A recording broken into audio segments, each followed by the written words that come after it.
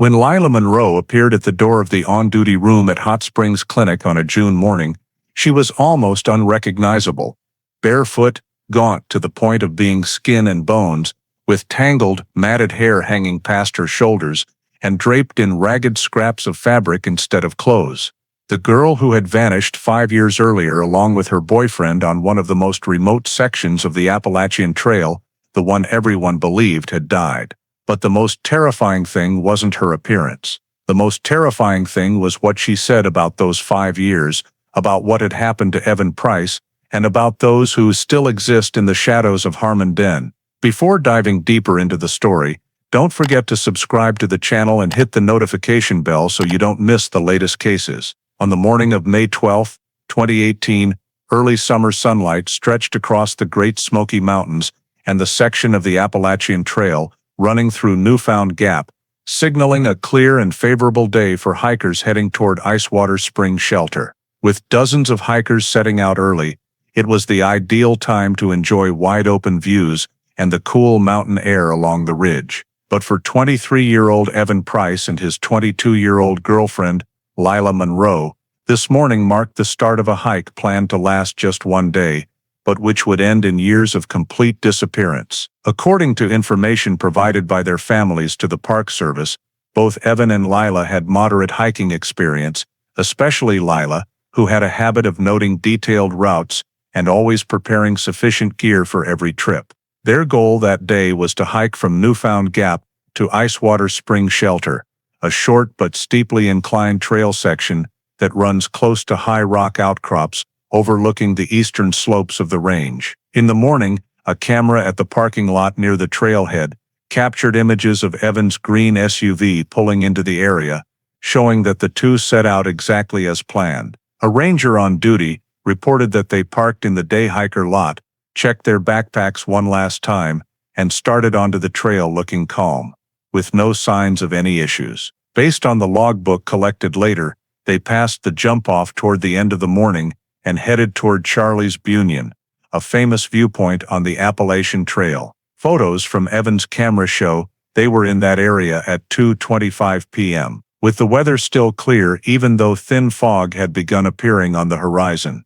According to statements from a group of hikers following behind, around 4:45 p.m., they saw Evan and Lila continuing toward Icewater Spring Shelter and showing no unusual signs other than Evan being a bit tired after hours of uphill climbing. However, weather conditions changed rapidly in the late afternoon. Thick fog and cold wind swept in, reducing visibility to under 20 meters by around 5:30 p.m. At 6:10 p.m., the last signal from Evan's phone was sent to his brother, stating they were nearing the shelter, but the signal was too weak to make a call. From that point, all communication ceased. When the group of hikers staying overnight at Icewater Spring Shelter didn't see them arrive as expected, and their names weren't in the shelter's logbook, the ranger on duty noticed something unusual. By full dark, Evan and Lila still hadn't returned to their vehicle as planned, and all attempts at contact from their families went unanswered. Recognizing that this silence didn't match the agreed-upon schedule and exceeded the safe time frame for a day hike, their parents immediately reported them missing to the Park Service. Immediately upon receiving the report, Great Smoky Mountains National Park rescue forces activated the initial search phase, mobilizing the full SAR team stationed at Newfound Gap, along with rangers patrolling the forest edges. A specialized team quickly swept the parking lot to record the couple's vehicle location, check footprints, direction of travel, and any unusual changes around the trailhead area. In parallel, NPS helicopters were deployed into the air to scan the entire eastern slope, where the terrain is steep and prone to falls if hikers stray from the main trail. K-9 teams from Swain County and Tennessee rescue agencies were also called in, starting with search dogs tracking the initial direction of travel from Newfound Gap up to the jump-off. Along the Appalachian Trail route, ranger teams conducted a lined search formation, maintaining 3-5 meters between members to ensure no unusual signs, like footprints, dropped gear, or ground disturbances, were missed. They searched clockwise from Newfound Gap, then expanded to the turnoff into Sweat Heifer Creek before returning to the main axis leading to Charlie's Bunyan, following exactly the route the couple had taken according to the logbook and camera. Near the Charlie's Bunyan area, the search team determined there were no traces indicating Evan and Lila had intentionally left the trail. The ground showed little disturbance, no footprints leading into deep forest or down adjacent rock slopes, meaning the hypothesis of them voluntarily changing direction wasn't supported by any evidence. Helicopters continued flying low along the ridge to check high-risk cliff edges, while using infrared cameras to detect heat sources in case the victims were injured and unable to respond. However, no human heat signatures were found around the areas where they might have stopped. By the end of the first search day's afternoon, the SAR team completed scanning the entire section from Newfound Gap to Icewater Spring Shelter. The canines gave no clear signals that the couple had abruptly left the trail, and rangers confirmed that within the safe range of the trail, including high-risk cliffs, no useful clues about Evan or Lila's presence were found. The rugged terrain and limited visibility from evening fog forced rescue forces to suspend direct operations at night. Before ending the first search day, the field commander expanded the search radius to 2 kilometers around the Appalachian Trail, marking additional areas for deeper sweeps the next day, including small gorges, faint animal paths, and off-trail forested sections. Though no clear evidence yet pointed to the couple's location, the SAR team agreed to shift to a multi-directional expanded search strategy, preparing for the next phase in one of the most inaccessible areas of the Great Smoky Mountains. Right from the morning of the second search day, K-9 teams were redeployed along the entire route from Newfound Gap to Charlie's Bunyan, aiming to latch onto any remaining scent traces from Evan and Lila's hike before bad weather completely erased them. One of the Swain County K-9C, after being brought to the area near where the last group of hikers had seen the couple, began pulling off the main trail toward a steep embankment about 100 meters away. This area wasn't one that typical hikers would have reason to enter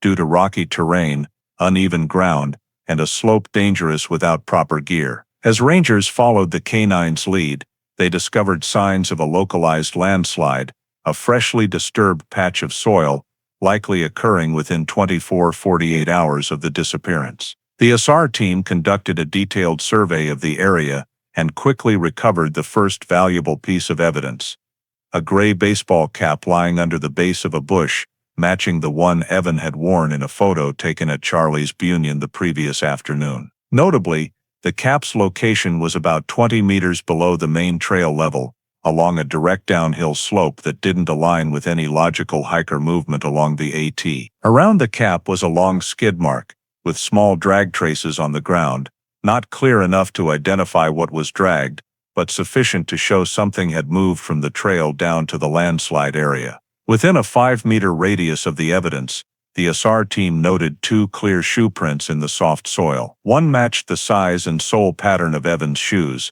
based on the model his family confirmed he wore on the trip.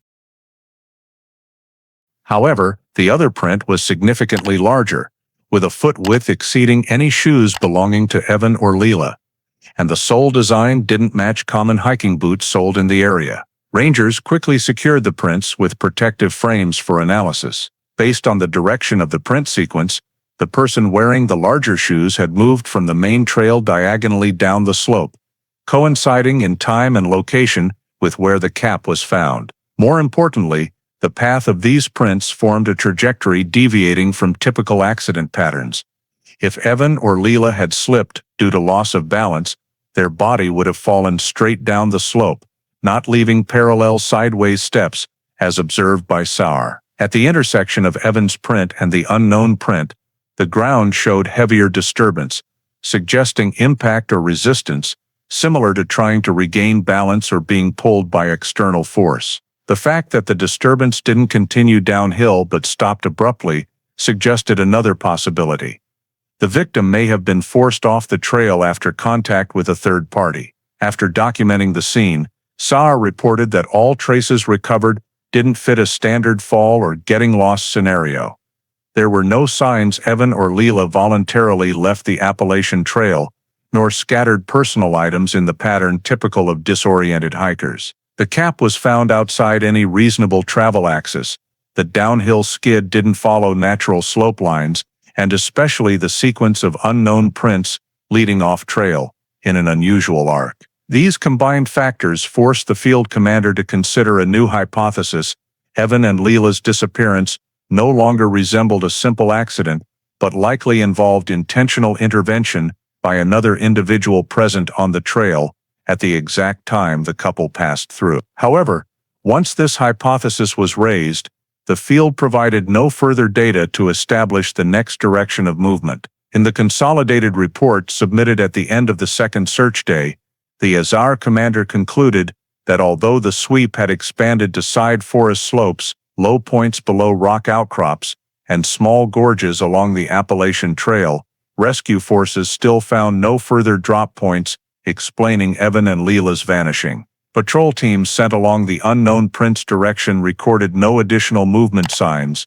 The print sequence stopped abruptly at the initial disturbance without continuing traces, leaving the idea of the large-shoed person moving with or dragging the victims without specific basis for further inference. Helicopters and infrared equipment in repeated loops also detected no human heat sources, even in shaded areas where victims might be injured and immobile. The absence of any other scattered personal items, like water bottles, windbreakers, or camera gear, in the expanded search radius, reinforced the view that if the couple had an accident, their bodies had fallen into an extremely inaccessible spot or been swept away from the trail area by terrain factors.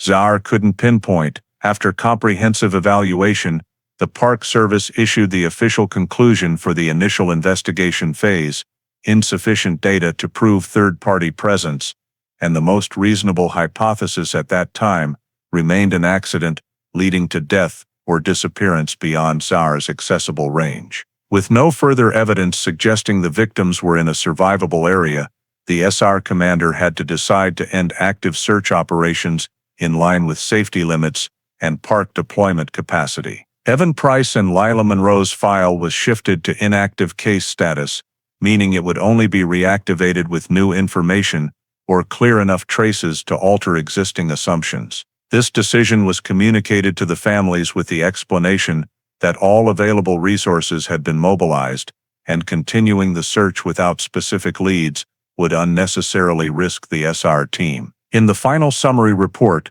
the Park Service fully documented the disappearance timeline, completed search scopes, and all collected evidence, while stating the case would be archived pending new data. Over the many years that followed, the case file saw no significant updates and gradually became one of the unsolved missing persons cases on the Appalachian Trail. That is, until 5 years after the file was archived, a completely unexpected event forced authorities to reopen what seemed like a closed case.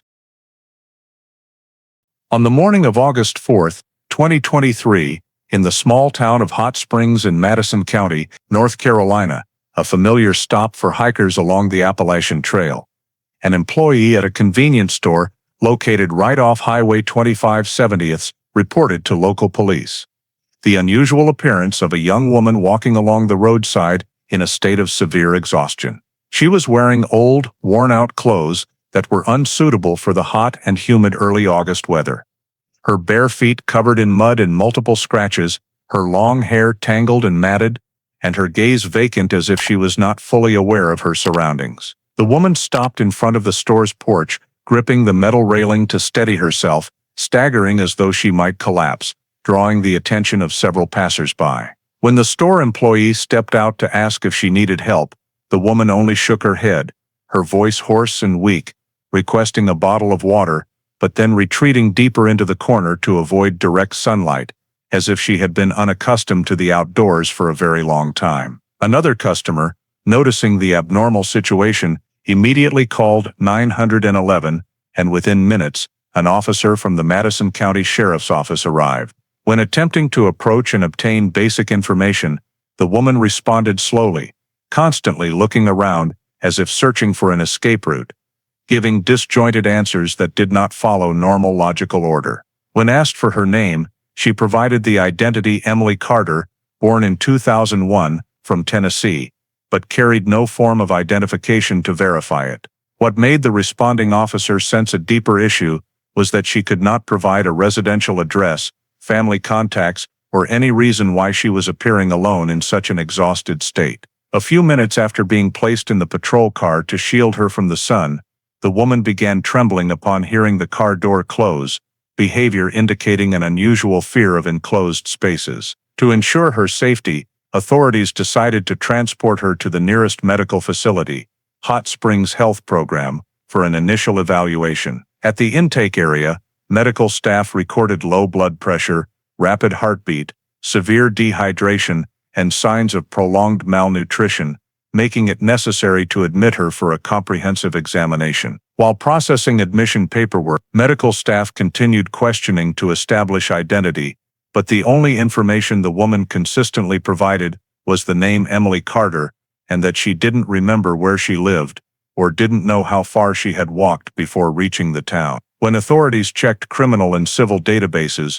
no records matched the identity she provided. She was not in Tennessee's missing persons database, nor did she appear in any DMV records from neighboring states. This detail was immediately reported to Madison County Emergency Services as a case requiring monitoring, given the high likelihood that the woman was suffering from memory loss due to trauma or came from circumstances she could not identify herself. During the injury assessment, medical staff noted faint circular scars on both of the woman's wrists, not fresh wounds, but also inconsistent with ordinary everyday accidents. The marks were symmetrical in shape and position, suggesting she had been restrained for an extended period with some unidentified device. Recognizing that this detail went beyond routine medical evaluation, the head nurse documented it and forwarded the information to the Madison County Sheriff's Office to consider the possibility that the woman was a victim of an unrecognized criminal act.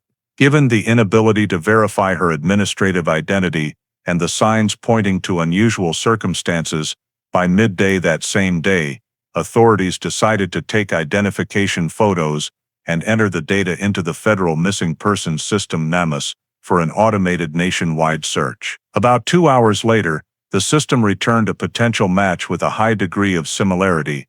The woman's facial features aligned with the missing persons file of Lila Monroe, the victim in the 2018 case of the young couple who vanished on the Appalachian Trail, a file previously marked "no body recovered," presumed permanently missing. Despite 5 years having passed, the facial bone structure and proportions showed undeniable similarities, prompting the system to alert the Monroe County Sheriff's Office in Ohio, where the original disappearance was reported. Immediately upon receiving the NamUs match notification, involved agencies agreed that the identity suspicion had exceeded initial speculation and required verification under federal protocol. From this point, determining whether the woman was Lila Monroe shifted from visual observation to mandatory biometric measures, starting with collecting full fingerprints for direct comparison with data archived from 2018.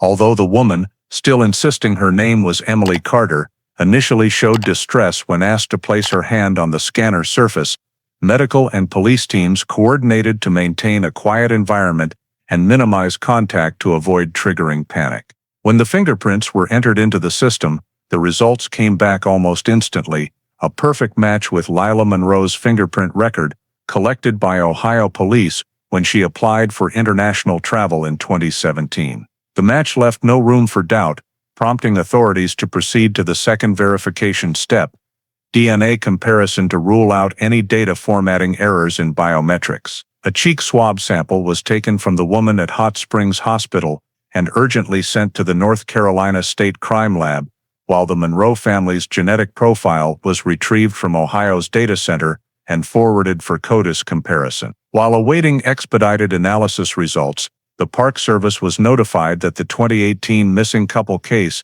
had a major new development and was asked to prepare original case files for potential connection with federal agencies. A few hours later, the lab issued its official report. The woman's DNA matched 100% with Lila Monroe's, confirming she was the victim reported missing 5 years earlier. The accompanying analysis stated that such a match could not occur with distant relatives or unusual mutations. This was a direct identity confirmation, legally sufficient to update all records. Upon receiving the verification, the sheriff's office contacted the Monroe family in Ohio, informing them that their daughter had been found alive in North Carolina. The family was asked to travel immediately to Hot Springs Health Program, bringing additional identification documents to assist the hospital in completing patient records. When Lila's parents arrived, they were taken to a counseling room outside the treatment area, where the attending physician explained her current physical condition and sensitivity to external stimuli. The hospital requested that the family avoid touching or approaching too quickly to prevent agitation, while still affirming that the woman's biological identity fully matched Lila Monroe. The family agreed to sign an official confirmation based on basic features they recognized: the jawline, a small mole under the left eye, hand shape, and an old scar on the right shoulder from a bicycle accident when Lila was young. The family's confirmation did not replace forensic evidence, but served to strengthen administrative records for the Park Service and federal investigative agencies to update the case status. With fingerprint, DNA, and family confirmation all in agreement, Lila Monroe's missing persons file was officially removed from inactive case status and reactivated as active investigation victim recovered, meaning authorities had to re-examine the entire 2018 disappearance as a case involving unusual factors and requiring expanded investigation. Data was sent back to Great Smoky Mountains National Park, where the original disappearance was recorded, and the FBI received notification as required for long-term missing persons who reappear without established administrative identity. To complete the process, the sheriff's office updated NCIC that the victim had been found alive, while requesting temporary privacy protection for her due to unclear reasons for using a non-existent identity. Records of items found on her person were coded separately, but not yet analyzed for causation. After verification results were forwarded to relevant units, Hot Springs Hospital implemented special monitoring for Lila Monroe under protocols for long-term missing victims, minimizing external impacts and ensuring she had no contact with media or questions beyond medical scope. Reactivating the missing persons file meant the entire 2018 case had to be reviewed from the beginning, including initial search logs, trail camera data, planned route maps, and evidence previously deemed insufficient.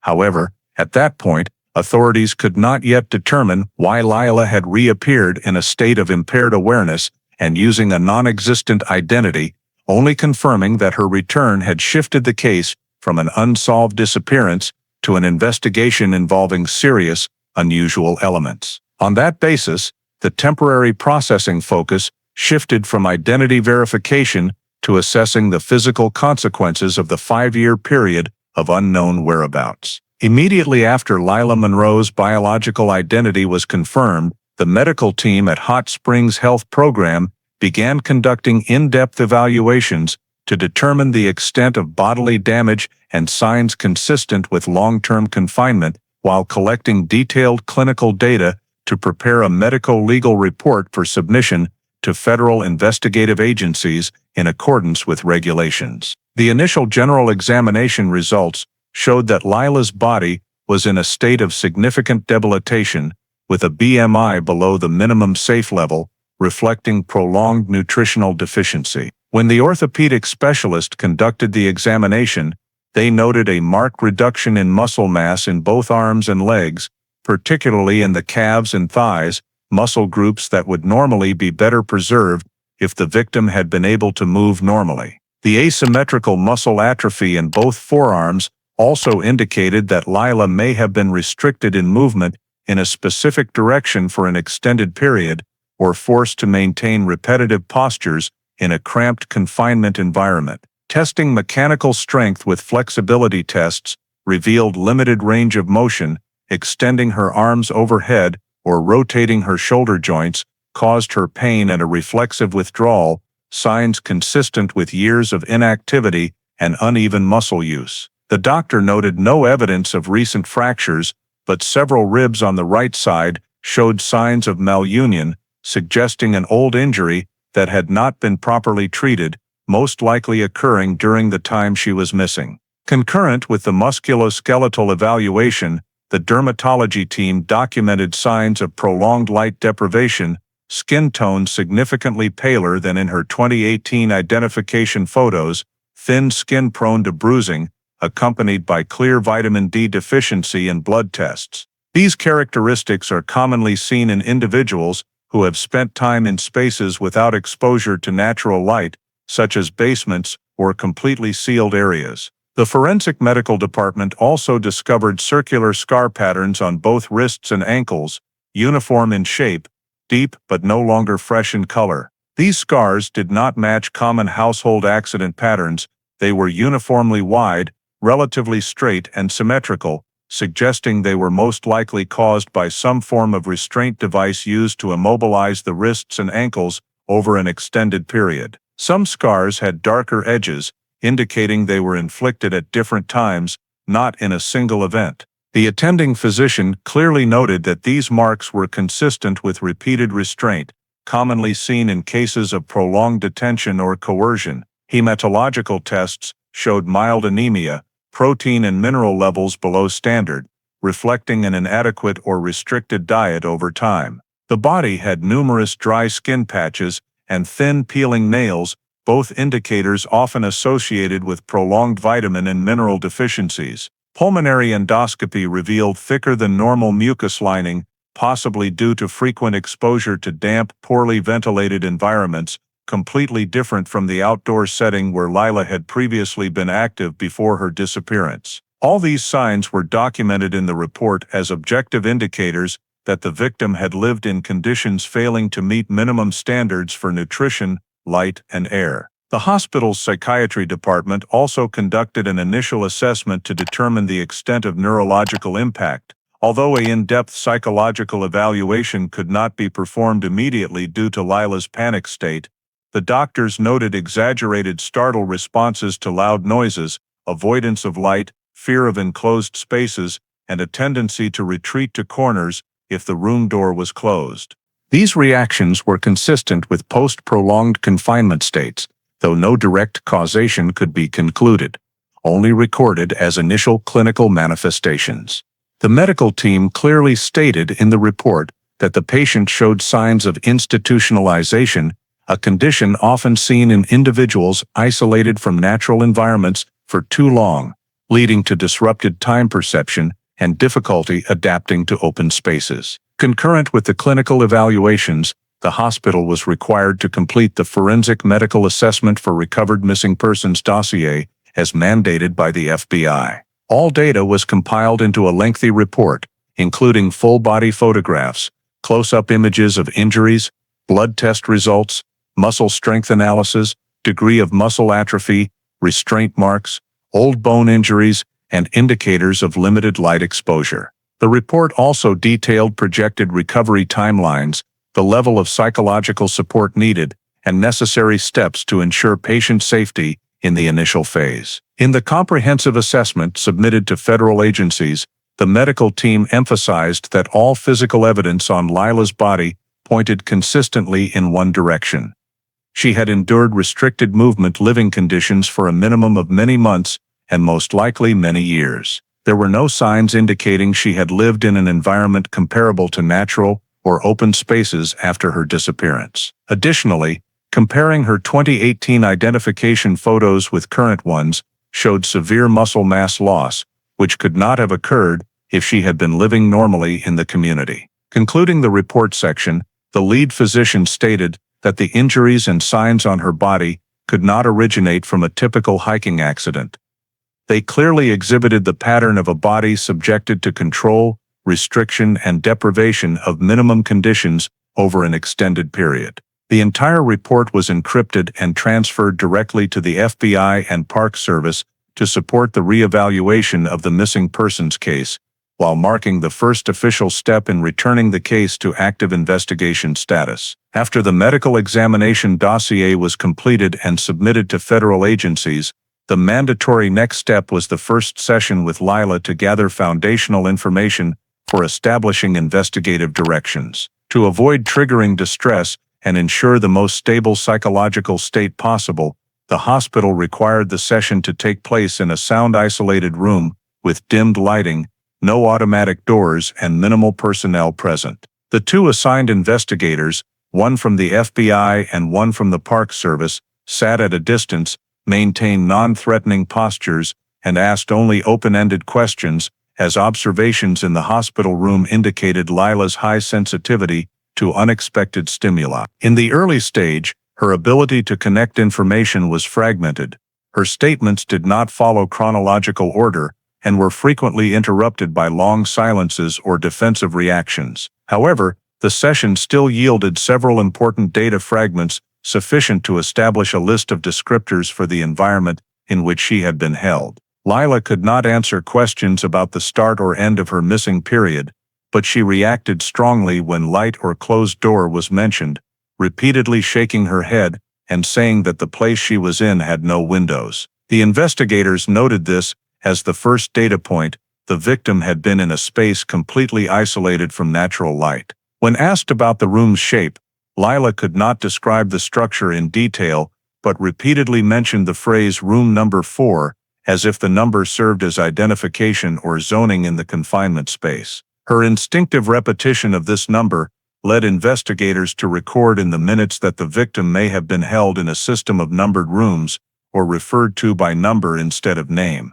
This is a confinement pattern documented in some cases involving enclosed multi-chamber spaces. The second recorded information was Lila's description that the ceiling was very close to the head, making her feel unable to stand straight. Rough hand gestures indicated the confinement space had limited height, likely lower than standard residential rooms, and possibly in a basement or semi-subterranean structure. The investigators asked about sounds she remembered. Lila responded fragmentedly, but consistently repeated 3 times that she always heard water sounds somewhere, like flowing water but not strong, and sometimes very light metal clanging. These descriptions were categorized as background sounds, potentially originating from a small water source, pipes, or a nearby stream. Another notable point emerged when investigators asked Lila to confirm if she had ever been taken outside. Instead of answering directly, she covered her face with her hands and said, "When the door opened, it was darker." An unusual response, but suggesting that the room's exit did not lead to an outdoor area with natural light, but possibly a sealed hallway or another light-deprived zone. This reinforced the assessment that the victim had no contact with free environments during the extended period. When asked about smells in the room, Lila mentioned damp and slightly like wet wood. This description was vague but sufficient for inclusion in environmental data, especially when combined with bodily signs indicating poor air circulation. The investigators also attempted to ask about individuals who may have interacted with her during the missing period, but Lila could not describe faces, names, or specific features. However, when hearing the phrase "other people," she reacted by shaking her head vigorously and covering her ears, then repeating, "No talking," and "not allowed to look," leading to the conclusion that if others were present during confinement, interaction was restricted or completely prohibited. One final important piece of information emerged when she suddenly mentioned "the person before me," unrelated to the question sequence. This was recorded by investigators as an independent data point, not probed further in the initial session due to risk of acute psychological trauma, but sufficient for inclusion in the list of elements requiring verification in expanded investigation. At the end of the session lasting over an hour, the investigative team synthesized the fragmented information into 6 data groups: enclosed space without natural light, numbered room structure, low ceiling height, background sounds of flowing water and metal, damp and woody smells, and the possibility of others in the same confinement system, but without allowed interaction. All were added to the list of data requiring verification through subsequent investigative steps, while marking the first significant milestone in efforts to reconstruct Lila Monroe's entire missing journey based on what remained in her fragmented memory. Immediately after the fragmented data list was collected from the first session with Lila, the FBI and Park Service began reanalyzing all 2018 data, focusing on sources that had yielded no clear results during the initial search phase, but now needed review under the lens of intentional intervention. The first step was retrieving all trail cameras positioned at entry-exit points in Great Smoky Mountains from May 10 to 15, 2018. This camera system was primarily used for monitoring visitor traffic and wildlife activity, not dedicated security equipment, so coverage was limited and video quality poor in low light. However, at the time Evan and Lila departed from Newfound Gap, one camera at the parking lot access road captured 8 seconds of their green SUV passing by. This data had been confirmed in 2018 and provided no new information. But when the FBI expanded checks to trail cameras within a 2-3 kilometers radius around the main trail, they discovered 2 video segments previously deemed unrelated due to unclear faces. The first, recorded at 16:37, showed a man standing at the forest edge about 600 meters from Charlie's Bunyan, appearing in only one frame before stepping back into darkness. The moment was too quick and the angle too dim for clear body outline. But notably, the man's size was significantly larger than average hikers, and his clothing bore no resemblance to hiking gear. The second video, recorded at 17:12 from a camera in the opposite direction, captured a figure crossing a side trail just minutes before thick fog began enveloping the area. Since in 2018 there were no reports of other hikers in the area besides Evan and Lila at that time, these 2 images were re-examined and added to the group of traces requiring cross-referencing with other data. Concurrent with video review, the FBI requested Evan's cell carrier to retrieve all cell tower data related to his phone on the day of disappearance. In the initial investigation, this data was only used to confirm the last message sent at 18:10. This time, deeper analysis was conducted to determine relative phone location based on pings to nearest towers. Tower coverage in mountainous areas has complex overlaps, but data showed Evan's phone pinged a tower approximately 400 meters east of the normal hiker direction between Charlie's Bunyan and Icewater Spring Shelter. More notably, 2 pings at 1748 and 1752 indicated the phone had deviated from the main trail at about a 17-degree angle to the right of the AT, completely inconsistent with any side trails in that segment. These signals were not closely examined in 2018 due to large positional error in high terrain, but when paired with Lila's statements about being taken into enclosed space, this data became significant. The investigative team immediately reconstructed the couple's expected route based on average hiker speeds, slope, weather, and the last sighting by another group. Calculations showed that if Evan and Lila continued straight without obstruction, they would have reached near Icewater Spring Shelter around 1750. However, cell tower data proved that at the same time, Evan's phone was no longer on the AT, but had moved eastward into steep, low-traffic terrain. Overlaying this data on topographic maps, the analysis team noted the deviation aligned with the area K9 units had pulled toward during the initial search, where Evan's hat was found. This created a logical link between the 2018 physical evidence and the now reanalyzed technical data. Comparing actual versus expected routes, the FBI identified the first anomalous turn point about 300 meters after leaving Charlie's Bunyan, the last sighting location. No side trails or animal paths led in the direction indicated by Evan's phone pings. This rendered the hypothesis of voluntary trail departure implausible, as experienced hikers recognized dangerous off-trail areas. Weather verification from meteorological records on May 12, 2018, showed thick fog starting after 1730, but cell tower data indicated Evan's phone left the main trail before fog reached severe coverage levels, meaning the trail departure, if voluntary, was not weather-influenced but due to another factor. Combining the 2 data pieces from trail cameras and cell towers, the analysis team outlined a likely event sequence. Evan and Lila continued normally, then encountered an individual near Charlie's Bunyan.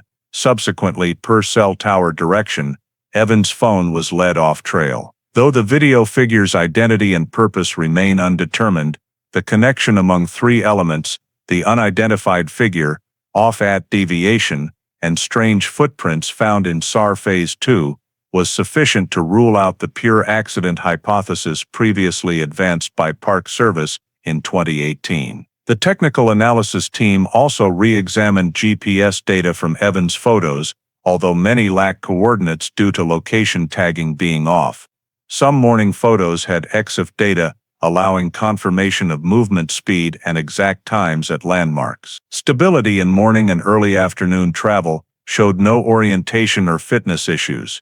The only behavior change occurred after 16:45, the last sighting time. The deviant signals appearing about an hour later reinforced the hypothesis of sudden external disruption. Upon completing 2018 data reanalysis, the FBI officially marked an anomalous deviation point on the investigative map, a triangular area on the eastern slope of the Appalachian Trail, several hundred meters off the main trail. Overlapping locations of previously recovered scattered evidence and footprints not belonging to victims during initial search. This point was designated the final location where Evan and Lila's expected journey was interrupted, while becoming the starting point for all hypotheses related to the victims leaving the safe trail. Once this geographical marker had been systematically established, the focus of the investigation no longer remained on where they had veered off the trail, but shifted to the next question: how they had been taken away after that point.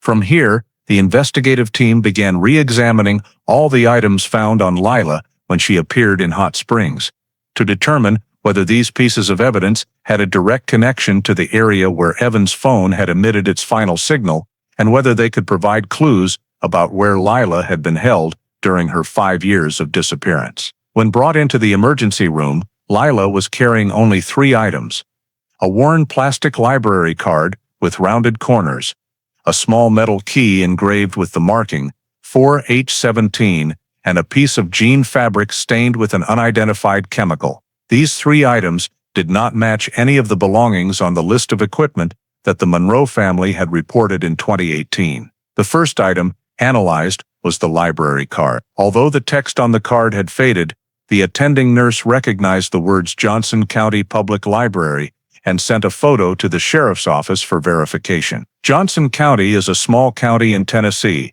about 130 kilometers of mountainous road from Hot Springs, located in the area bordering the Appalachian Trail, but not a place hikers typically visit. A check of the library system confirmed that the card belonged to a man named Brendan Tully, who went missing in 2010 after leaving home with the stated reason of looking for work in the eastern mountains. The card had never been reported lost, and its owner had no criminal record. The unexplained appearance of the card on Lila led the FBI to note it as the first piece of evidence linked to another missing person in the Appalachian region, opening the possibility that the location where Lila was held was somewhere near Johnson County or in the area where that man had traveled. The second piece of evidence, the metal key, was sent to the technical forensics lab. Its small size and simple design suggested it was not a residential house key or standard lock, but resembled keys for small industrial-type locks,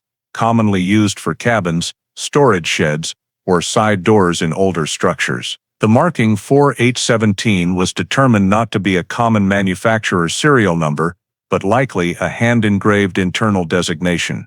When the FBI searched databases for locks and numbering systems, they discovered similar key patterns had been used in old hunting cabins scattered across the Pisgah and Cherokee National Forests, 2 vast forested areas adjacent to the Appalachian Trail in North Carolina and Tennessee. Some cabins in these areas had been abandoned for decades, no longer officially managed, but many locks remained from installations in the 1970s, 1980s. The marking 4H17 matched the style used in the old cabin system of a private hunting organization that had operated in the Harmon Den area before dissolving. This led the analysis team to pinpoint a second connection.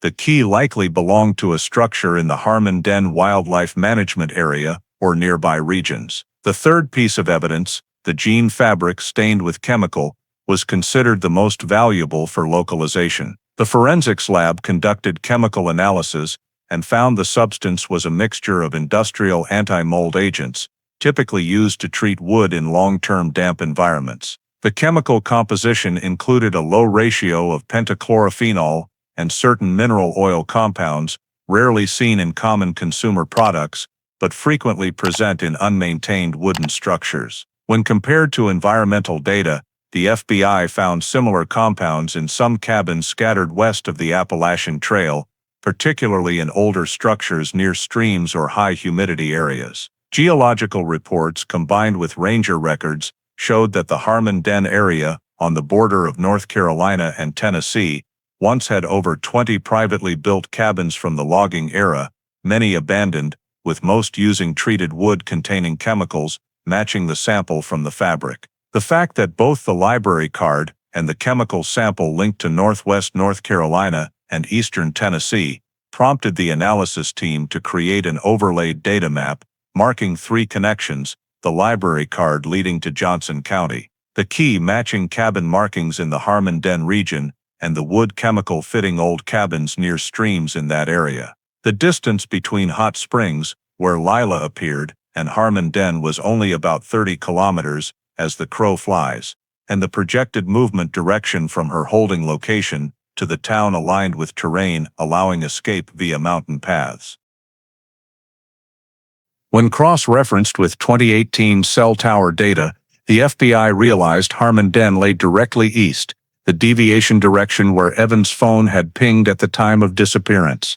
This created a rare convergence among 3 data groups: evidence found on the victim, the 2018 phone signal, and the enclosed space description Lila provided in her initial session. Through this integration, the suspect area was narrowed to a forested region of about 8 to 10 square kilometers in the Harmon Den Wildlife Management Area, home to many old unmanaged cabins and with a history of scattered missing persons cases over the past 2 decades. The final conclusion of the evidence analysis section indicated that all 3 items were not random but highly locational, allowing the investigative team to clearly determine the next tracing direction, searching for an isolated wooden structure in the Harmon Den forest, likely directly related to Lila Monroe's 5-year captivity.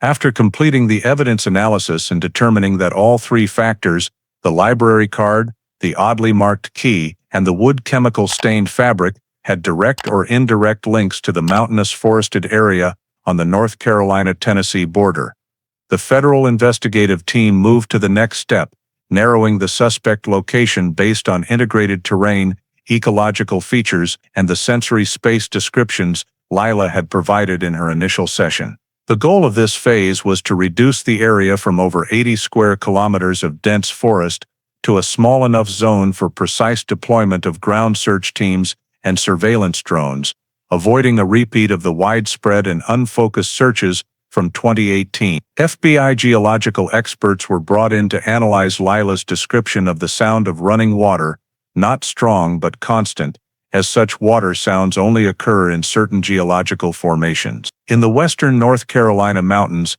steady small water sounds typically come from shallow streams or seepage from underground springs through rock crevices. When combining soil maps with slope maps, the analysis team found over 30 such small stream branches within the Harmon Den Wildlife Management Area, a vast, complex terrain forest known for its underground stream systems beneath old trails. This area had been used for grazing, logging, and hunting for decades before state authorities incorporated it into conservation management, resulting in many scattered old cabins but incomplete archival records. The chemical smell found on Lila's John fabric was another key indicator. The chemical analysis report indicated the presence of pentachlorophenol at low levels, a wood preservative commonly used from the 1950s, 1980s to combat moisture and mold in structures in humid climates. This helped the team eliminate cabins built after 2000 or renovated with modern materials. Of over 30 cabins recorded in Harmon Den's historical maps, only 11 still existed on the ground per recent ranger reports, and of those, only 4 were confirmed built before 1985. Capable of carrying the matching chemical residue. Next, The ecological analysis team used the testimony about the enclosed space with no windows and low ceiling to cross-reference common cabin construction styles in the region. Cabins from before the 1980s often had two low levels, an upper living area and a lower storage or small bunker for wildlife protection. Many old cabins were built with ceilings only 1.9 to 2.1 meters high to retain heat in winter, matching Lila's description of being unable to stand straight. These features allowed exclusion of newer log cabins or those renovated in recent decades. Concurrently with construction comparisons, the team deployed climate maps to identify highest humidity zones where anti-mold agents were most likely used historically. Meteorological data showed areas near Cold Springs Creek and branches toward Dove Knob had year-round stable high humidity, fitting Lila's description of an environment damp like wet wood. When overlaying geological, ecological, and old cabin maps, an oval-shaped area of about 10 square kilometers in Harmon Den became the focal point. This zone had the highest density of old cabins, proximity to many small streams, high humidity influence, and historical use by hunters throughout the previous century. It was also the closest position to the movement direction indicated by Evans' 2018 cell tower data, when deviating east from the Appalachian Trail. For further reinforcement, the team used Lila's description of faint metal clinking sounds in quiet moments. This matched vibrations from old cabin hinges or chained equipment, not sounds from modern structures or vehicles. When cross-referenced with ranger reports, some target zone cabins were built with old nails and metal hinges that produced characteristic sounds under wind or light impact. With continuously converging data, the FBI officially designated the Harmon Den Wildlife Management Area as the primary suspect zone. This designation marked the shift from theoretical analysis to field implementation. Thermal and terrain scanning drones were deployed in the first week after report completion. Drones flew in spiral patterns, starting from the northern edge of Harmon Den and expanding west and south. Dense forest with closed canopy required foliage-penetrating scan modes, focusing on detecting unnatural geometric shapes, blocks with straight edges, right angles, or repeating artificial structures. After many hours of flight, the clearest result appeared on the northeastern edge of Harmon Den, an abnormal wooden roof structure covered with gray-green camouflage netting, located about 400 meters deep along an old bulldozer path, now nearly overgrown with weeds and young trees. Drone imagery showed the cabin shape did not match any in ranger maps, meaning it was not officially registered. Infrared signals indicated temperature differences at the foundation, suggesting hollow space or a downward access. Drone reports noted the cabin door sealed shut, with the roof reinforced by thin metal sheeting, a modification uncommon in abandoned cabins, but resembling efforts to conceal the structure in thermal imaging. Combining cabin location data with Evans' cell tower direction, fabric chemical sample, and Lila's recalled sound-water features, the FBI officially marked this structure as the highest probability site related to the victim's captivity. Thus, the narrowing phase reduced the suspect area to one specific cabin in Harmon Den, meeting conditions for the investigative team to proceed to the next field examination step. Immediately after the drone identified the cabin location deep in Harmon Den and reported abnormal features such as camouflaged roof, sealed door, and uneven foundation heat signals, the FBI and Park Service deployed a ground approach team under strict control to ensure safety and preserve the scene. Access to the cabin required manual clearing because the old bulldozer path was almost completely overgrown with brush and new soil, making heavy vehicle entry nearly impossible. The tactical team moved on foot in small groups, using GPS and drone imagery for orientation while maintaining secure frequency contact with command. When the cabin came into view at about 60 meters, they noted the old wooden structure but with edges and door frames reinforced by newer materials, indicating recent repairs and use, rather than a fully decayed abandoned building. Scouts encircled the cabin before direct approach, checking for signs of occupancy or traps but detecting none. The front door was barred from inside with a wooden beam, and hinges reinforced with thin metal matching drone observation. With no typical windows, interior observation required structural breach. After confirming no occupants and no immediate confrontation risk, the team used manual pry tools to open the door. When the door swung open, the interior was dark with heavy damp odor, matching Lila's prior descriptions. The cabin had one main room with minimal furnishings, an old wooden table, dusty bookshelf and single bed frame without mattress. However, the major anomaly appeared in the floor center, a displaced rug revealing square wooden seams, unlike surrounding flooring. Upon close inspection, the team identified it as a hinged floor hatch, a concealed door leading below the cabin. Wood joints showed recent frequent opening without rot. The team used lighting to open the hatch, revealing a narrow wooden staircase descending to a lower level with faint light from a small power source. At the staircase bottom, a short tunnel appeared, under 1.8 meters high, leading to a small enclosed wooden room with walls darkened by moisture. Metal ring hooks were mounted on walls, some with fabric scraps, perfectly matching restraint patterns consistent with marks on Lila's wrists and ankles. This area was marked as Room 1. Further along the tunnel, the team discovered 3 more doors, each faintly numbered in red paint.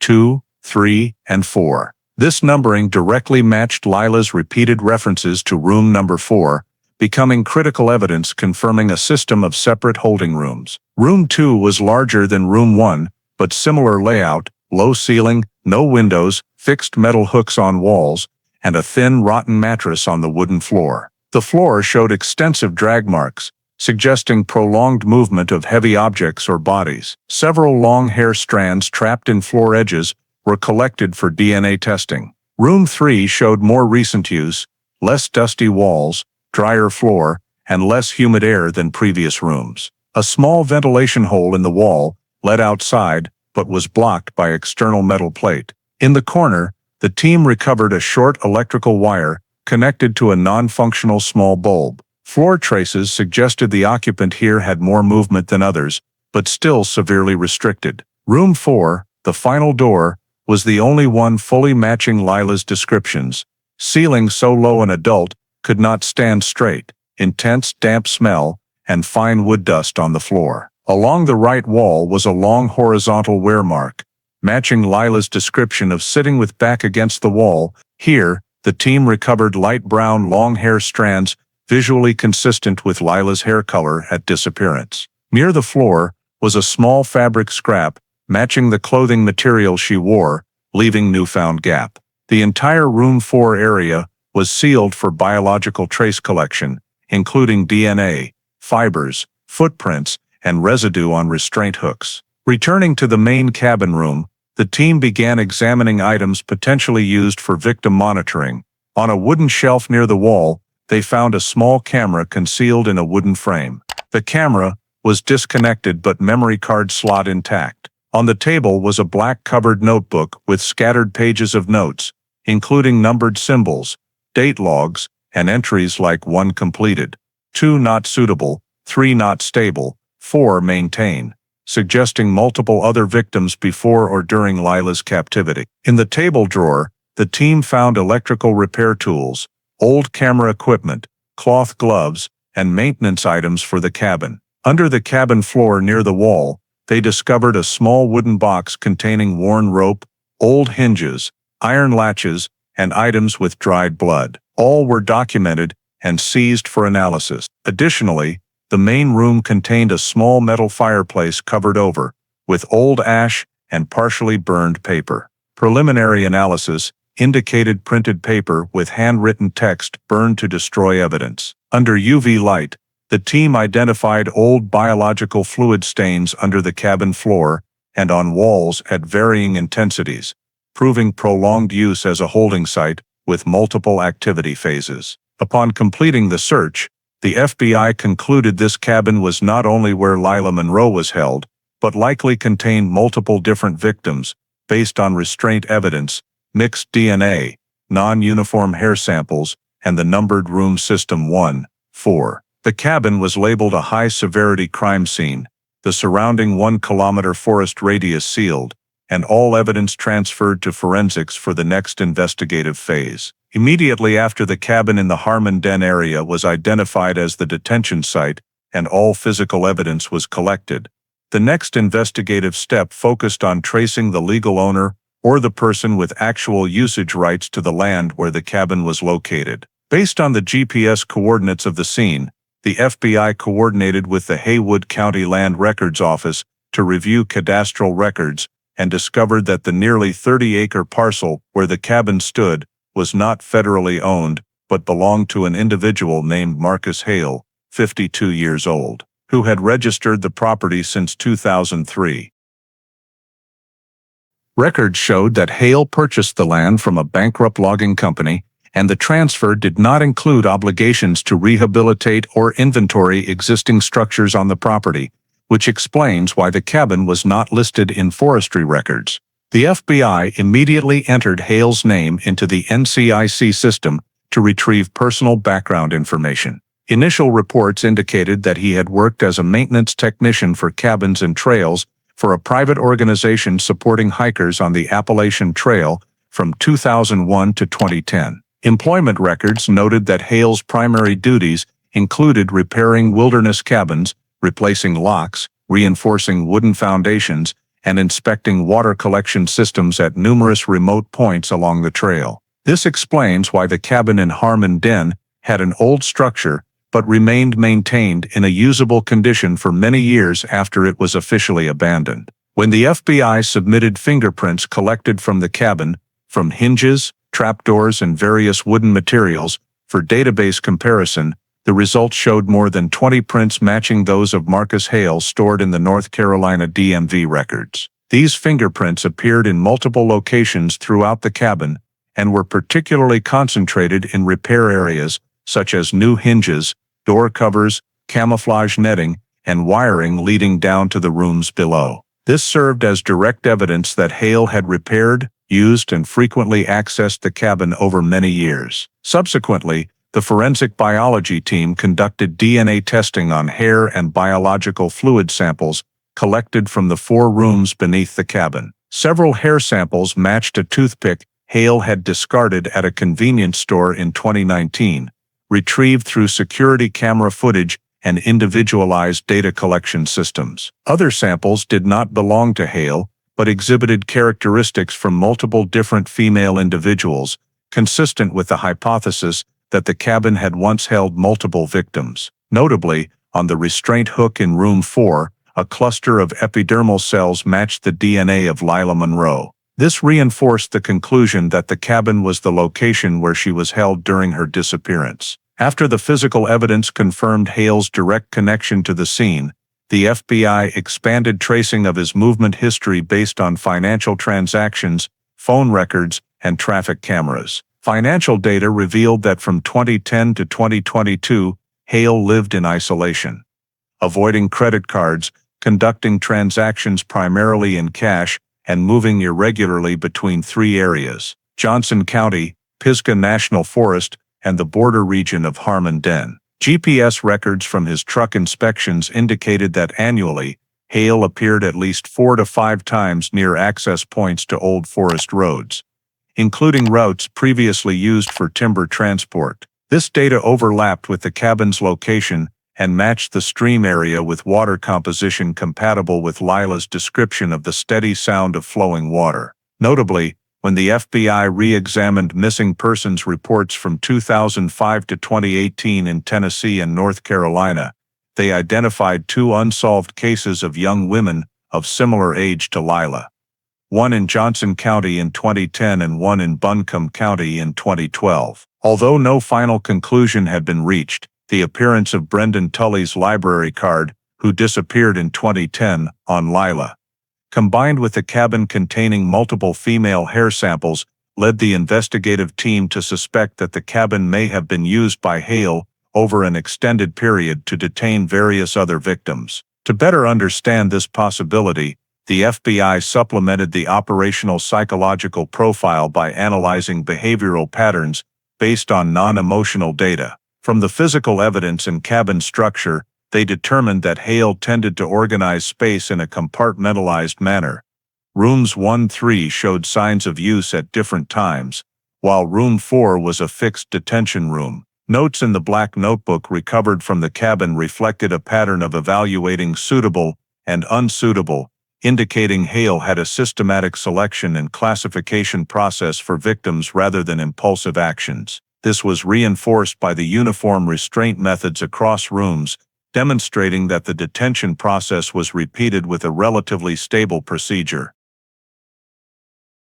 The presence of surveillance equipment, internal cameras, and specialized wiring leading to the underground rooms indicated Hale needed to monitor victims remotely, consistent with a subject with high control needs and minimized direct contact. When analyzing Hale's employment history, the FBI noted that the timing of his departure from the organization supporting hikers on the Appalachian Trail coincided with the period when the cabin began showing signs of repair. This decade-long period clearly reflected a shift from community-serving cabin maintenance work to solitary activity deep in the forest. His prior familiarity with cabin structures and old locking mechanisms explains why the key 4H17 bore an internal designation. Hale likely self-numbered the rooms according to his own system for detention purposes. When synthesizing all data, the FBI constructed a behavioral hypothesis. Hale did not select victims randomly, but prioritized young individuals who were alone or in pairs, easy to separate, and he typically operated in areas with good terrain cover, few cameras, and access via old forest roads. This pattern matched the case of Lila and Evan as they passed through the Appalachian Trail section near Harmon Den in 2018. By the end of the analysis phase, all physical, biological, geographical, and occupational history evidence converged, allowing the FBI to determine with a high degree of certainty that Marcus Hale was the cabin's owner, had used it for many years, and was directly involved in detaining Lila Monroe. After concluding that Marcus Hale was the cabin's owner and the subject directly involved in detaining Lila Monroe, the FBI immediately proceeded to the next step, determining the suspect's current location and executing a federal arrest plan. Although Hale lived in isolation and had largely avoided bank accounts or credit cards for over a decade, the FBI still had several viable tracking leads based on ancillary data. First, the investigative team re-examined vehicle records and discovered that Hale owned an older red Ford F-150 pickup truck with Tennessee plates registered in 2011. Although the vehicle had not been detected in official traffic activity for many months, traffic camera systems recorded matching plates appearing sporadically at locations near Johnson County and along mountain routes toward Roan Mountain in the 3 weeks prior to the cabin search. Simultaneously, phone records showed that Hale had used a prepaid secondary phone with an anonymous registration, but cell tower signals from this device pinged in 3 areas adjacent to the Roan Mountain region in the most recent 10 days. Based on these 2 data sources, the FBI determined a high likelihood that Hale was moving within the route connecting Johnson County and Roan Mountain, possibly using a network of minor roads and old forestry paths to avoid detection. Recognizing the risk of the suspect fleeing the area or destroying evidence, the FBI immediately implemented a federal standard arrest plan, mobilizing the SWAT team from the Knoxville field office, along with local agents familiar with the Appalachian mountain terrain. The plan focused on establishing 3 containment rings, one at main traffic points leading into Roan Mountain, one with a 5 kilometers radius around forest road access points traversable by pickup truck, and an inner ring centered on temporary parking areas where hikers often stopped, points with a high probability of Hale appearing if traveling through the region. The data analysis team developed a movement prediction model based on Hale's vehicle appearance history, combined with average truck speeds on mountain routes. The model indicated that if Hale maintained his habit of moving in the late afternoon, his appearance at Roan Mountain could fall between 5 and 7 p.m. Based on this information, the FBI positioned undercover forces in the area on the afternoon of the 3rd day after the cabin search. One agent disguised as a hiker parked near the Carver's Gap lot to observe incoming and outgoing traffic, while the SWAT team concealed itself in the forest approximately 60 meters from the main road. close enough to monitor but not expose their position. At exactly 5:42 p.m., a mobile camera operated by an agent recorded the red Ford F-150 entering the Carver's Gap area from the Tennessee direction. The vehicle was moving slowly with headlights on despite daylight, behavior consistent with habits of avoiding direct observation. Once the license plate was confirmed as a 100% match to Hale's, the command team issued the order to transition to the arrest phase. The plan required avoiding direct confrontation to minimize risks of evidence destruction in the vehicle or danger to civilians.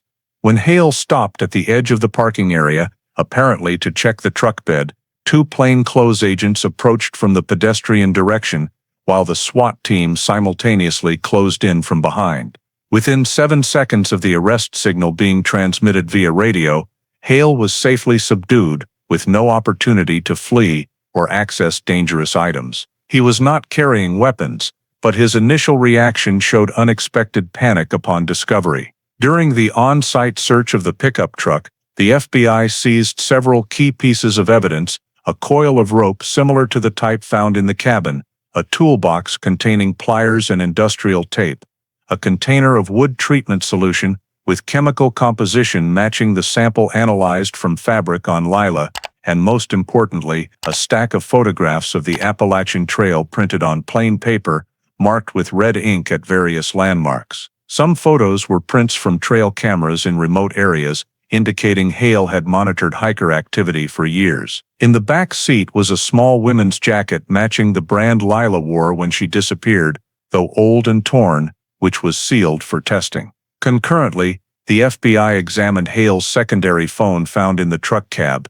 The device contained ping data consistent with the route from Johnson County to Roan Mountain, confirming the suspect's location in the days leading up to his arrest. The seizure of all evidence and the arrest of Marcus Hale marked the end of the suspect pursuit phase and transitioned the case to the next stage, where data recovered from the cabin and Hale's vehicle could be used to strengthen the prosecution file. Immediately after Marcus Hale's arrest, along with his truck containing numerous key pieces of evidence, the FBI shifted to the phase of analyzing all data recovered from the cabin, including hard drives, memory cards from surveillance cameras, notebooks, and detention logs found in the main room.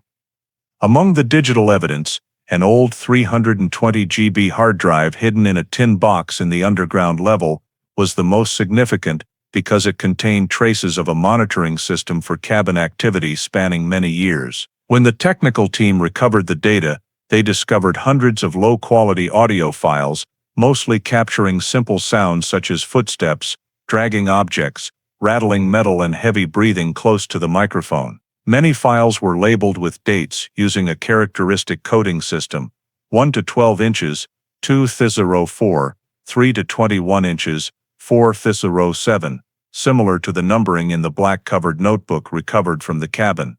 This provided the first clue to a pattern of classifying victims by sequence or version, where the first number likely represented the room, and the second was the week or day in the detention cycle. In some audio files, the analysis team heard a low male voice, not forming clear words but with a commanding rhythm, interspersed with sounds of something being dragged into a fixed position. This aligned with the restraint structures in the 4 underground rooms and explained why the marks on Lila's wrists and ankles varied in depth. Some recordings contained victim crying or gasping that was abruptly cut off, indicating the detained individuals were sound-controlled through toggling the recording system or using silencing devices. In addition to the audio files, the hard drive contained over 600 digital photographs, mostly of the cabin before and after repairs. Some images depicted wall surfaces, trapdoors, wire mesh, wiring, and camera equipment. Among them was a specific set titled Phase 4, consisting of 9 interior photos of the numbered Room 4, taken from various angles to monitor the condition of restraints and steel frames attached to the walls. Scratch marks on the Room 4 walls in the photos matched the wear locations documented by the crime scene team, proving Hale closely monitored physical degradation to adjust detention equipment. In a separate folder, the FBI discovered technical notes describing that victims must not be exposed to light, must remain silent, must not be allowed to stand upright, and new version requires habit adjustment. These emotionless descriptions indicated Hale viewed victims as test subjects rather than humans, and the detention process was systematic rather than coincidental.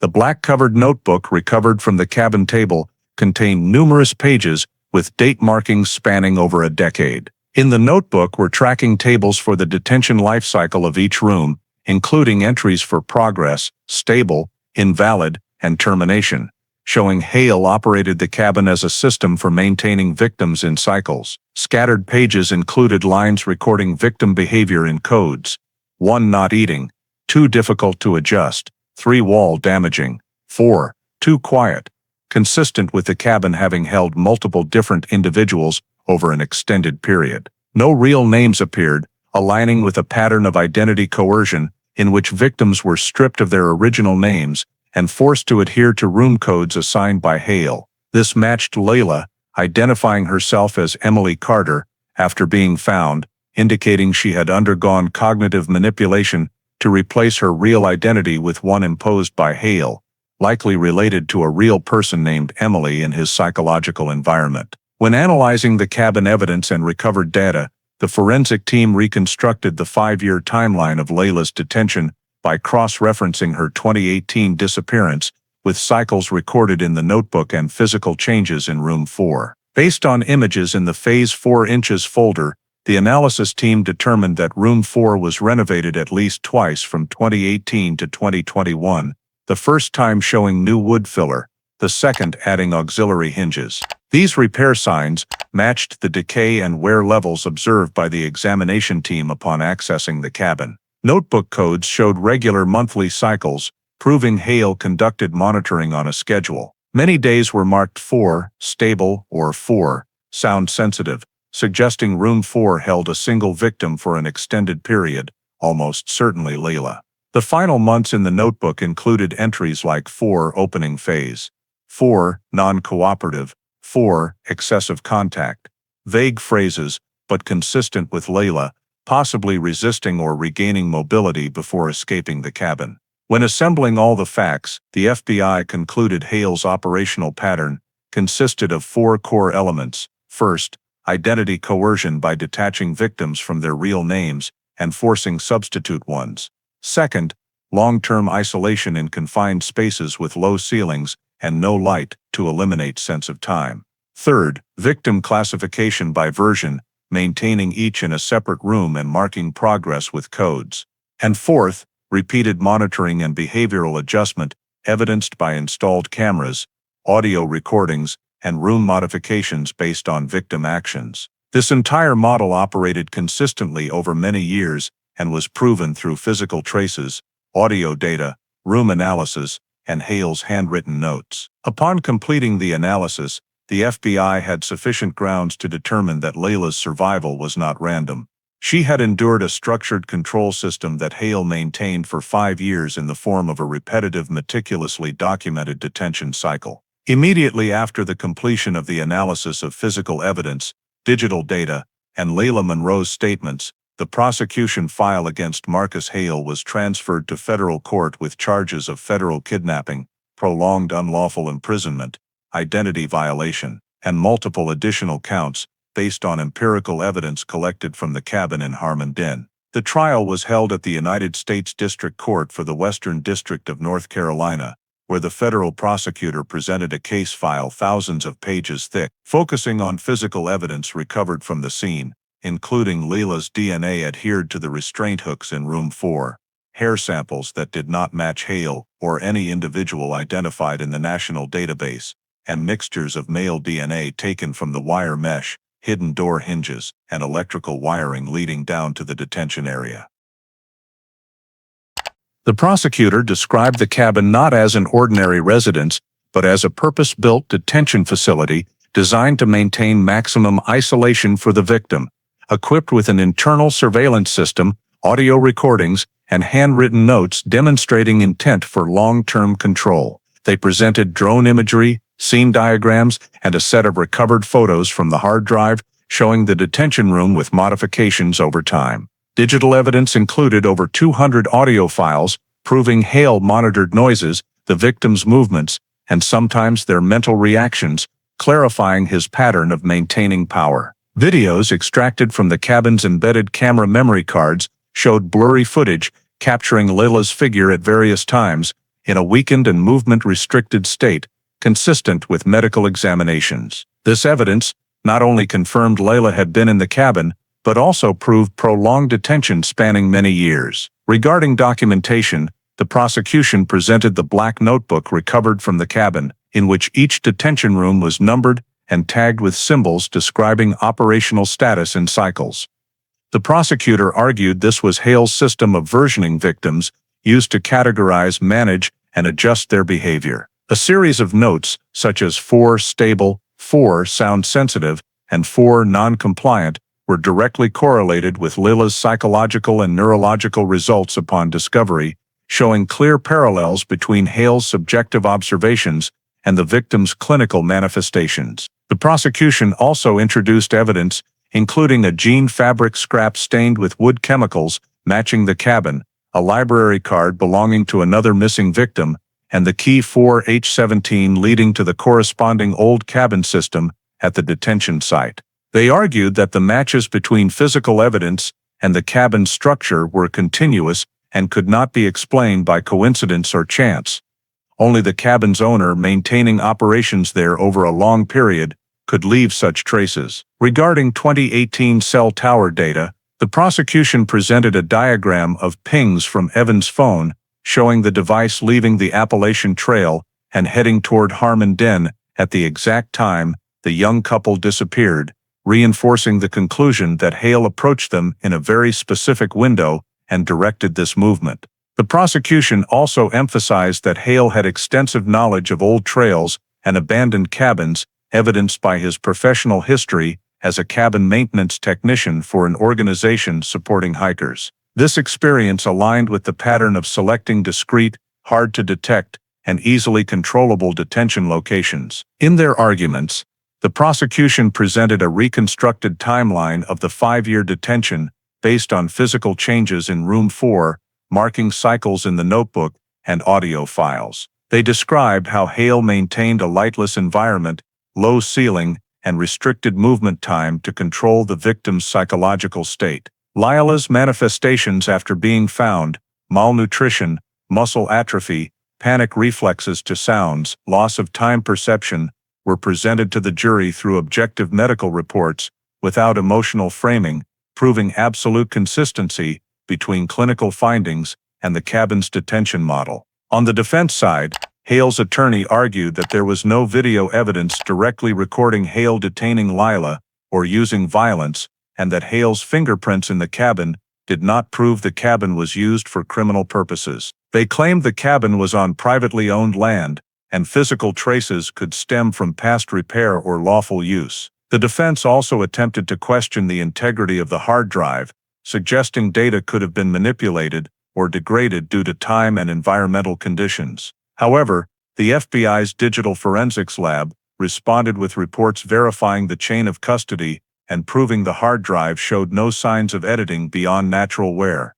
Audio and image files all carried consistent metadata with no additional intervention. The defense also argued that Lila's self-identification as Emily Carter could be an unrelated psychological response, but the prosecution immediately cross-referenced the term Emily with older notebook entries, finding pages marked a prior phase related to rooms 2 and 3, while asserting that forced identity replacement was part of Hale's repeated detention process. Combining everything, the prosecution argued that all physical evidence intersected at one point. Hale detained victims in a 4-room system, monitored and adjusted behavior via technical devices, and maintained control by replacing their identities with arbitrary names. In the final days of the trial, the prosecution presented a forensic synthesis describing how Lila's DNA appeared exactly on the restraint points in Room 4, while Hale's DNA was at facility repair points and areas necessary for cabin operation.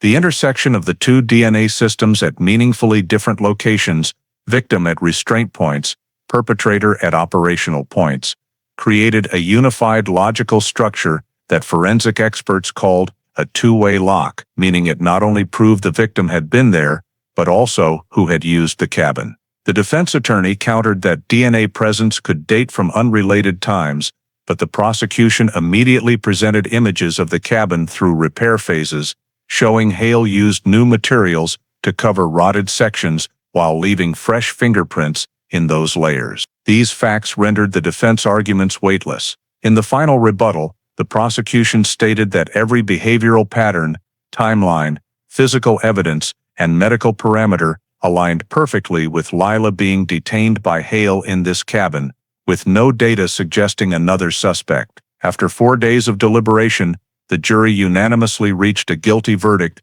based entirely on physical evidence.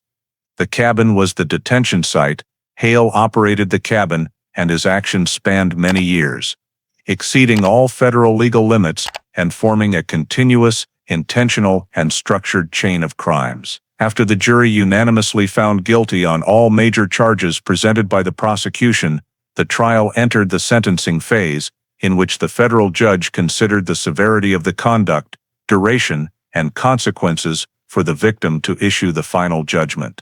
The prosecution file listed 4 primary counts: federal kidnapping, forced identity violation, prolonged unlawful imprisonment, and serious assault, based on injuries, restraint marks, and long-term physical impacts on Lila Monroe's body. The judge emphasized that these counts were not only separate, but interconnected into a continuous chain of intentional conduct operated through a stable system over many years, which could not be considered impulsive or momentary error. Based on the severity of the acts, length of detention, and volume of evidence proving systematic nature, the court imposed the maximum federal penalty, life imprisonment without parole, applied to federal kidnapping and prolonged unlawful imprisonment, with additional penalties for forced identity violation and serious assault merged in, since the life sentence encompassed the full extent of punishment. During sentencing, the judge affirmed that the Harmon Den cabin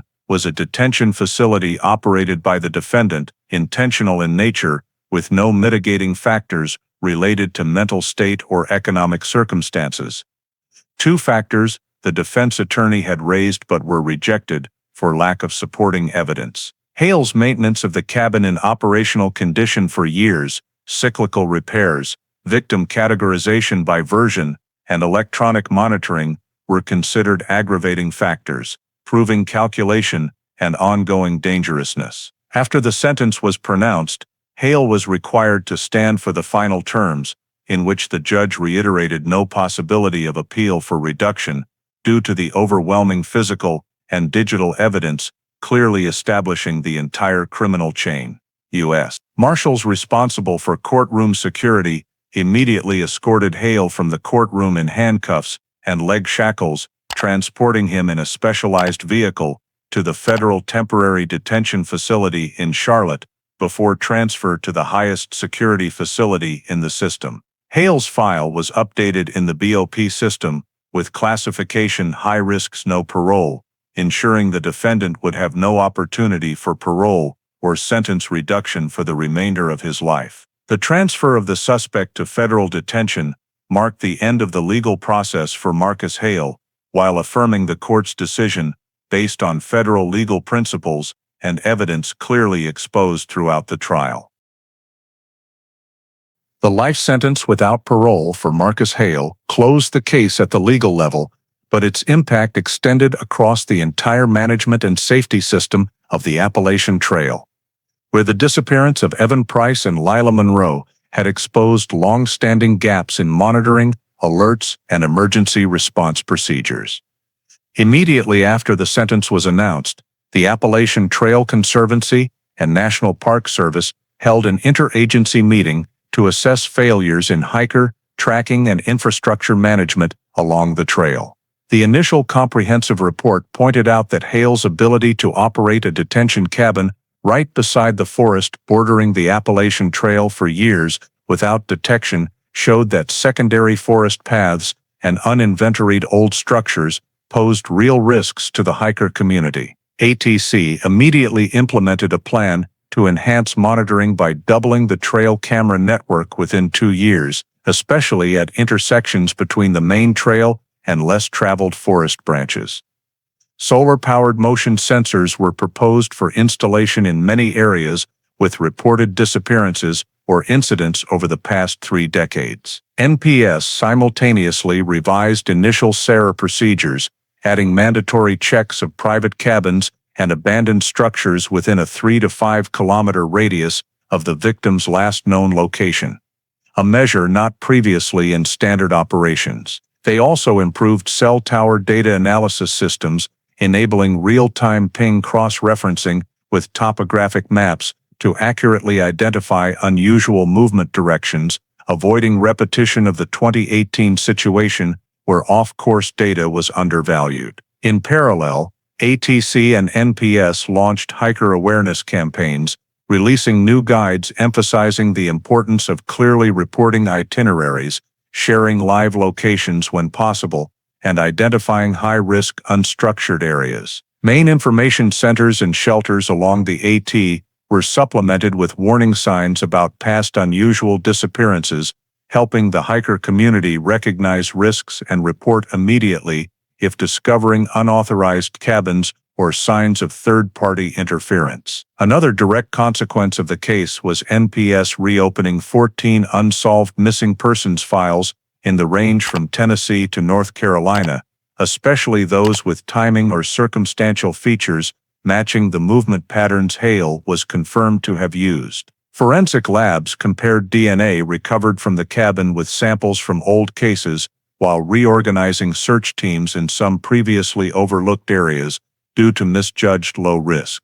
This review aimed to determine if the Harmon Den cabin had been linked to other victims besides Lila, and whether similar detention facilities existed in the deep Appalachian forest. For the hiker community, the case's influence was profound and lasting. Longtime trail users reflected changes in planning, no longer soloing remote sections, frequently updating locations with family, and paying more attention to unusual trail elements like unmarked cabins or truck tracks where they shouldn't appear. Some independent hiking groups began organizing volunteer alert networks, connecting via radio and apps for real-time information sharing, while ATC encouraged hikers to report any off-list cabins for official inspection. The case forced the community to confront the reality that even one of America's most famous and well-managed trails still had gaps large enough for an individual to operate a detention site for years undetected.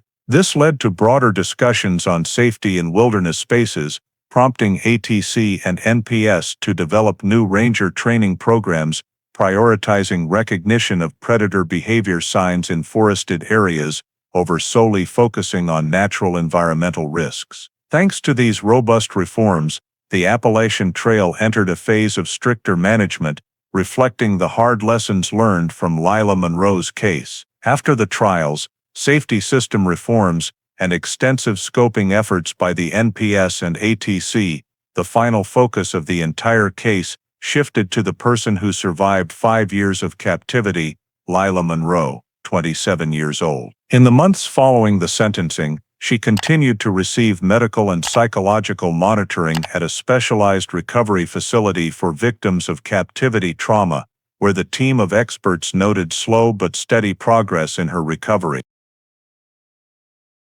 Doctors described that Lila's bone density had improved significantly after 4 months of treatment, though it remained below average for her age due to prolonged lack of sunlight and physical activity.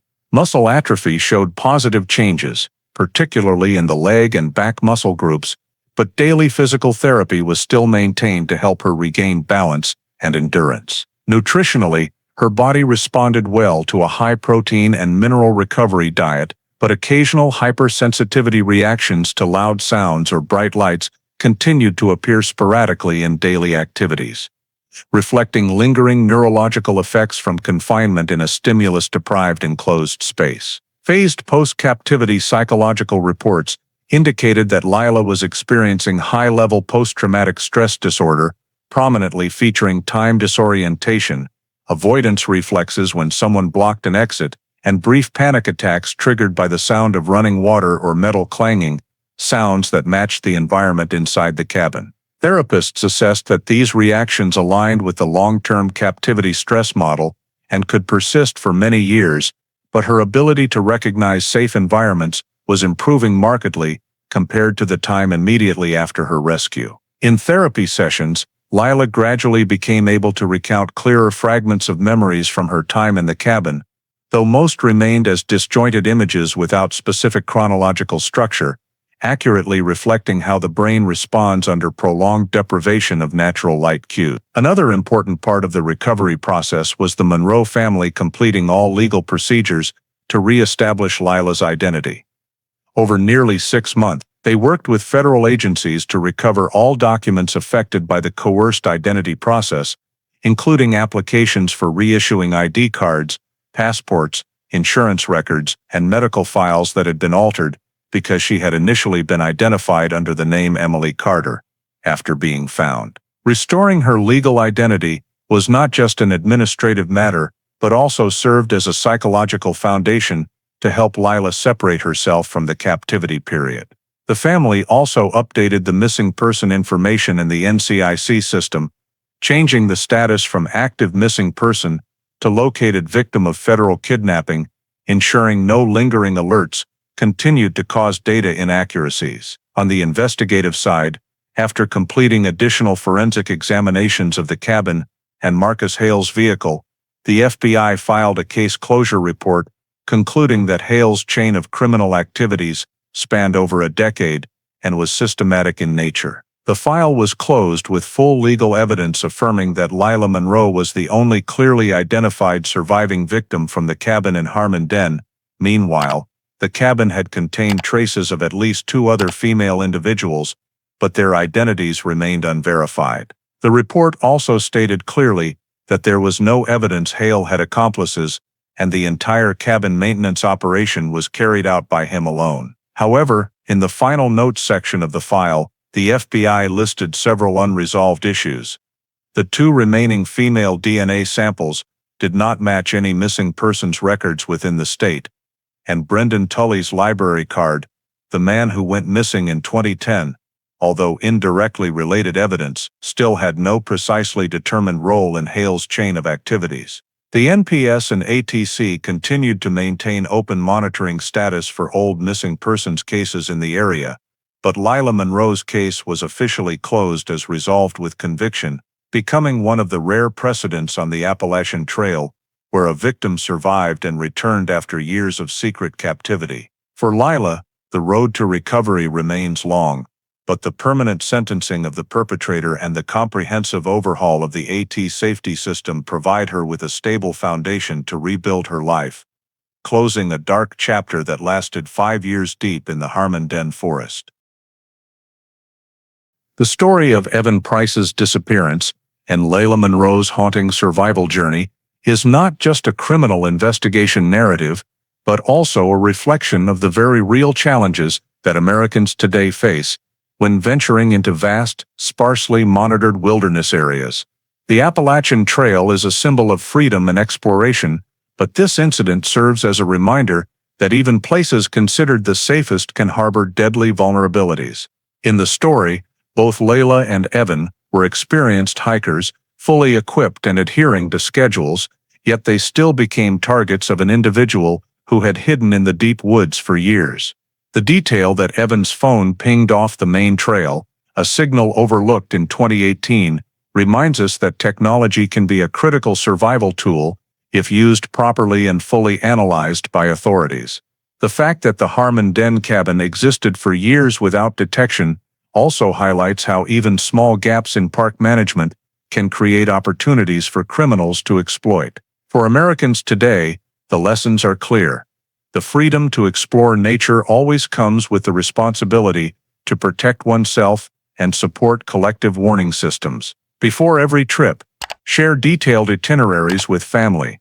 Use live location sharing when possible. Stay updated on knowledge of areas with poor infrastructure, and never ignore unusual signs such as unmarked side trails, cabins not shown on maps, or evidence of vehicles in places outside natural traffic routes. For the hiking community, Lila Monroe's case underscores the importance of observation, early reporting, and never being complacent about unauthorized structures in the woods. For managing agencies, it is a powerful reminder that surveillance technology, cell tower data, drones, and terrain analysis are not just investigative tools, but should be integrated from the start into safety protocols. Ultimately, the most important lesson from this story is that in a vast country like the United States, where wild mountains and forests coexist alongside modern life, vigilance, from each individual to the entire system, is the decisive factor in preventing similar tragedies from recurring. If you want to continue following in-depth survival investigation stories like Lila Monroe's journey back, please subscribe to the channel so you don't miss any episodes. Thank you for joining us, and see you in the next videos, where we will continue to unravel the mysteries hidden deep within the vast America.